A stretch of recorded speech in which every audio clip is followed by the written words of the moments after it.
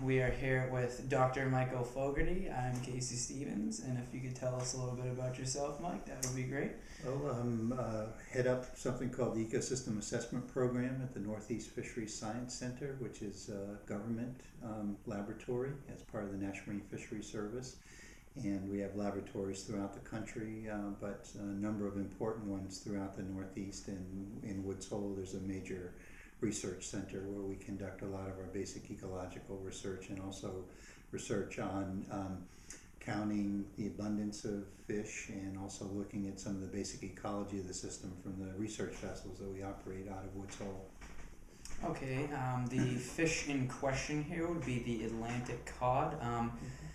If you could give us a brief background on where they live, that would be great. What they feed on, their importance in the food chain, the overall food web, that would be wonderful. Yeah.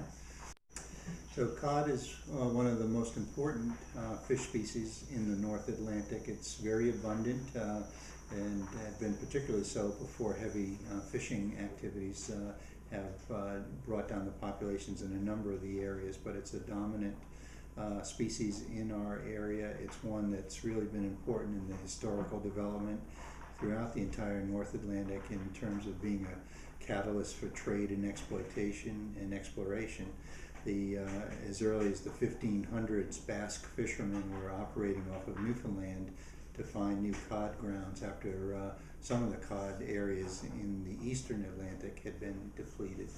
So it was very important overall in terms of the historical commercial development in maritime industries. And by the time the United States had been colonized, fishing was one of the major occupations and one of the major activities in the coastal counties, and cod was one of the really highly sought after species. So it's been a really critically important part of both the ecosystem, the natural ecosystem, but also in the human ecosystem in terms of the economies of our states, and it remains so, although because of pretty heavy fishing pressure, and in particular in our area here off of Massachusetts, when foreign fleets, the factory trawlers from the former Soviet Union, showed up off our coast, they decimated the populations of many of the fish species in our area, including cod. And since then, we've been in a process of trying to recover overall the overall ecological structure, but also the abundance of some of the species like cod. So adult cod eat, among other things, other types of fish. So they're near the top of the food chain or the food web. But earlier in their life cycle, particularly when they're larvae, after they've hatched from eggs, they feed on microscopic crustaceans similar to shrimp that are a very important part overall of the food base for a lot of animals in the ocean. So they go through a number of changes in terms of what they eat over their life cycle, but again, as by the time they become adults, they're really concentrating on other types of fish, and that puts them in a very important role in the overall food web, because as they prey on some of these other species, they can keep them in check and affect the overall balance and structure in the ecosystem.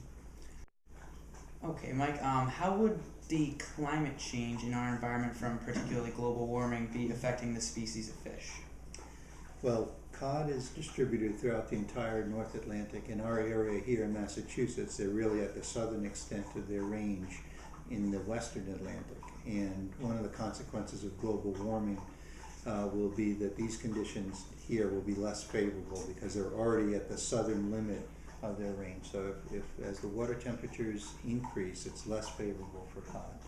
Now, cod range all the way up into subarctic regions. Again, I mentioned they're found off of Newfoundland and Labrador, in fact, but they're also found off of Norway, Greenland, Iceland, and very cold water, subarctic water. So in those areas, if the temperatures of those areas, water temperatures increase, then in that case, it could be more favorable for cod in those areas. But in our area and in the southern parts of the distribution of cod in the eastern Atlantic, off of France particularly, and the United Kingdom, as with us, it would be less favorable for there. So they'd have, the expectation is that if the temperatures continue to increase, and we have been seeing increases in our area, that it would be much less favorable for cod.